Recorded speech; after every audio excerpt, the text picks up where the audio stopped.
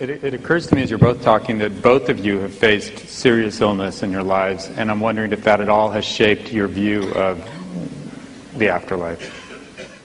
Christopher?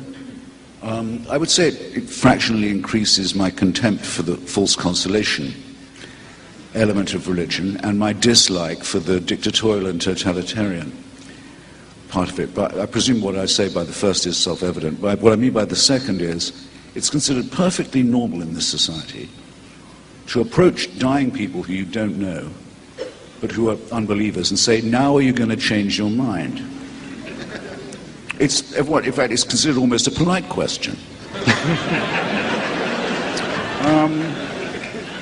And as you know, there's a long history of fraud about this. People claim that Darwin had a deathbed recantation. They'd made up lies about Thomas Paine. It goes on all the time. It's a very nasty little history, but there's also a horrible undertone of blackmail to it. People write and say, look, you've got about one chance left now. Aren't you going to take it? I'm writing to you as a friend. They've even tried it on me when I've been very ill and I haven't had quite the vinegar I'd like to have had in a hospital bed. I don't mind, I can take it.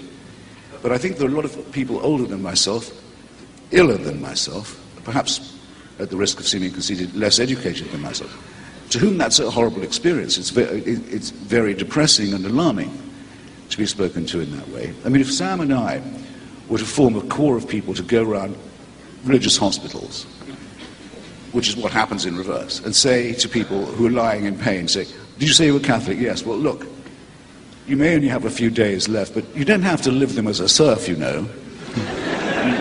Just recognize that was all bullshit, that the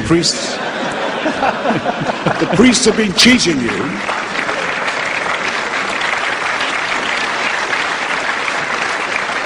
And I guarantee you'll feel better. I don't think that would be very ethical. Okay, but I think it would be something of a breach of taste. But if it's in the name of if it's in the name of God, it has a social license. Well, fuck that, is what I say.